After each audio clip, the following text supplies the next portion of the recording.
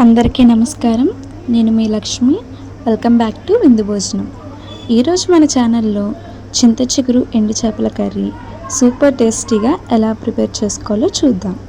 లేత చింత చిగురులో ఎండు చేపలు వేసి కర్రీ చేస్తే రుచి అమోఘంగా ఉంటుంది. నేను దీంట్లో ఎటువంటి మసాలాలు కూడా వేయడం లేదు, అయినా సరే రుచి మాత్రం బాగుంటుంది.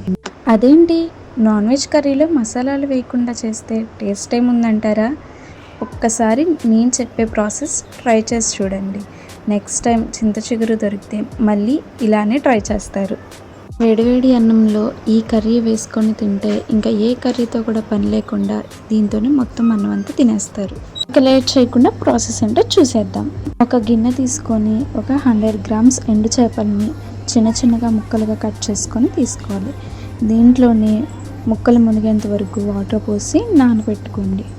ఒక 10 నిమిషాలు నానబెడితే సరిపోతుంది. ఇప్పుడు 2 ఉల్లిపాయలు 4 పచ్చిమిరపకాయలను తీసుకొని చిన్న చిన్న ముక్కలుగా కట్ చేసుకోవాలి. ఇప్పుడు మన మెయిన్ ఇంగ్రీడియంట్ చింత చిగురు లేతదైతే ఈ కర్రీకి చాలా బాగుంటుంది. చూసారు కదా ఎంత ఫ్రెష్గా ఉందో. అయితే ఒక 50 grams చింత చిగురుని అయితే తీసుకున్నాను.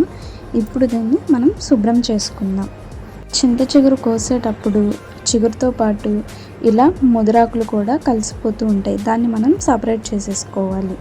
ఇంకా అక్కడక్కడ ఇలా కాడలు లాంటివి ఉంటే చిగురు తెంపేసుకొని కాడల్ని పక్కకి పెట్టేసుకోండి.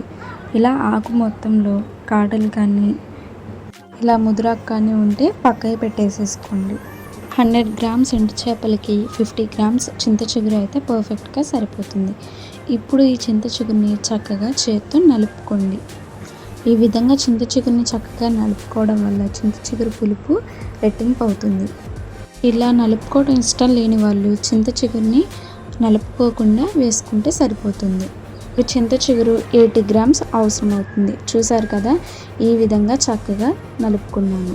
మీరు కూడా ఇదే విధంగా చక్కగా నలుపుకోండి. ఇప్పుడు స్టవ్ ఆన్ చేసుకొని బాండీ పెట్టుకొని ఒక 2 స్పూన్లు ఆయిల్ వేసి ముందుగా నానబెట్టుకున్న ఎండు చేపలని శుభ్రం చేసుకొని వేసుకోవాలి. దీంట్లోనే ఒక చిటికెడు పసుపు వేసుకొని కలుపుకోండి. ఎండు చేపలు బాగా గోల్డెన్ రెడ్ కలర్ వచ్చేంత వరకు వేయించుకోండి.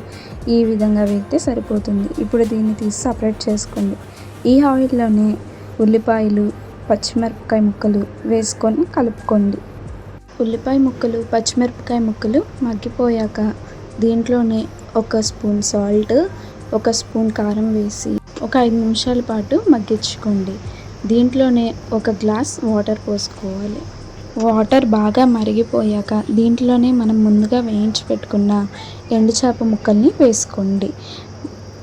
దీంట్లోనే మనం ముందుగా నలిపి పెట్టుకున్న చింత చిగురుని కూడా వేసుకొని కలుపుకోవాలి. చూసారు కదా, నేను దీంట్లో ఎలాంటి మసాలాలు కూడా యూజ్ చేయలేదు, కానీ కర్రీ అయితే చాలా బాగుంటుంది.